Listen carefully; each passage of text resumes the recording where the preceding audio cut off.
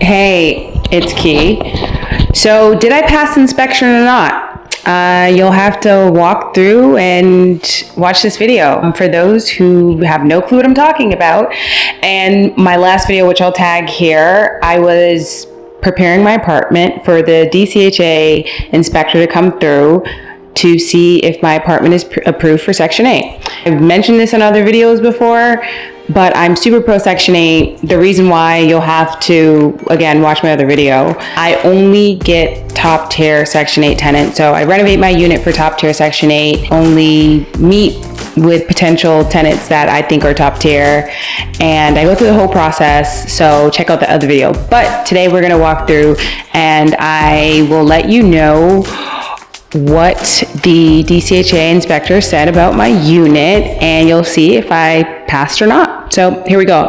I'm gonna flip the camera around and put this mic up because it's kind of weird because the unit's empty. It's kind of echoing, so hence why I have this mic to my face like that.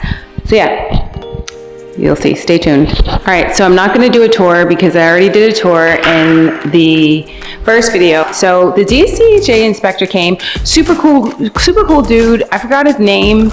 It rhymed with some poet, and I was like, oh, your name's like yada yada yada, and he was like, no.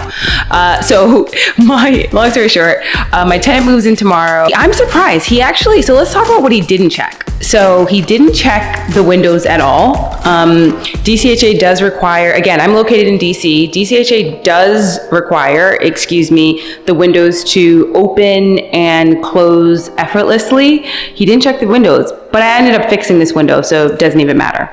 He didn't check the doors. This was the only door I was worried about, because look, it just closes by itself. Yeah, he didn't check that, which a tenant that's moving in has like a small child, so I just hope he doesn't get locked in. Hold on, let me see if there's a handle. I never even checked to see if there's an inside handle. Okay, there is not, but I wonder if you're inside, how do you get out? Well, I guess technically you can just like hold right here and go like that. Let's hope a small child doesn't get stuck in there. All right, and that's Aria. I think he checked the sink to run the water, but he definitely didn't check the tub, because when he left, there was no water in the tub. So, hey, but the water works, so it doesn't even matter. He just kind of glanced at the, washer and dryer, which there was no issue there.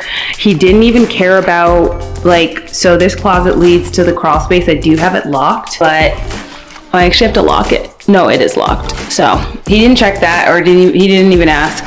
Didn't check those windows. What else did he not check? As far as the heat, so he had called me like, hey, I'm on my way. I'll be there in an hour. He said, oh, is it working? Which I guess I could have just been like, yeah. But I ended up turning it on. So when he came in, he was like, oh, it's hot. It was a cold day. So by default, he knew it worked. So there's that.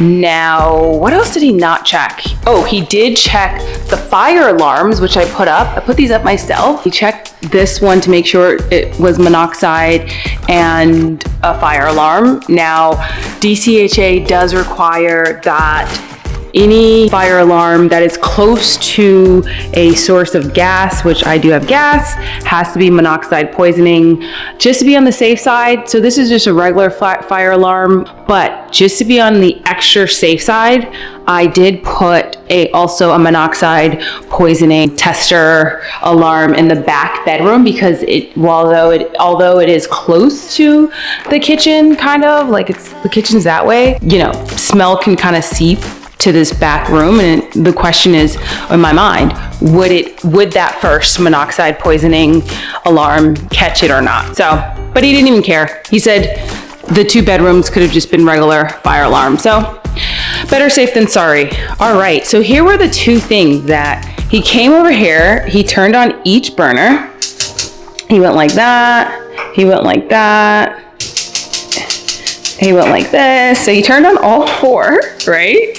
But the funny thing is, this one for some reason was not, you could hear it sparking, but for some reason it was not lighting. And he was like, hey, I'm gonna let you fix that while he was checking other stuff, which was totally nice of him. But I just kept turning it and kept turning it. And my friend who helps me with like maintenance around this place, this property, he did end up coming. What had happened was one of the wirings to actually light the gas coming out. So gas was coming out, but there was no fire coming because the wire was loose or something. So we fixed that, which was great. And then another thing that he was like, hey, you need to fix this by the end of today. So for that first one, he was like, you need to fix this by the end of today, or today I'm gonna reject you, pretty much. So I was scrambling around to fix that. And then he came over here and this had broken off. So there was no knob on this electricity box. So we got creative. My friend Larry and I, we got super creative. So this is actually like a safety for kids that you put on fridges. And yeah, like it's made out of plastic. As I told you, I put a magnet here before he came, thinking that would have been enough. But so this was not here when he first came. And he was like, no, you need some type of safety closure. So we got creative, and surprisingly, he eventually, I had to, at the end, he said, just send me a video, this working, as well as that electricity panel having some type of closure mechanism. So I did, and then he immediately called me and was like, oh, look at God, I'm actually like a block away from your house. And he ended up coming back. He checked them all to actually look at them. And he said that you're good to go. So I got passed the same day. Granted, when he had left in the morning, he was like, ooh, you need to fix these. I'll give you till 3 o'clock. And that was like around 11. So from pretty much 11 to 2:30, I was like scrambling around trying to get these fixed. But yeah, they're fixed. It's weird because this one seems to, well, it's lighting now with no problem. He did open the fridge.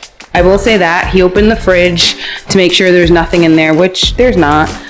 And what else did he check? He didn't even check. He didn't even open the cabinets. He was really chill. So anyone who knows, and I'll flip the camera back around. Anyone who knows that like a big part of the section inspector is getting a guy or a person, a girl, a woman who you just need to build rapport with. I have heard kind of sketchy stories of people slipping their DCHA inspector money, and a friend of mine who also owns a 4-unit, he was like, yeah, we just started talking and I told him I was an Alpha Phi Alpha brother, and he was like, I'm Alpha Phi Alpha. The guy just kind of turned a blind eye to the blaring issues in my friend's unit. But so you just have to really,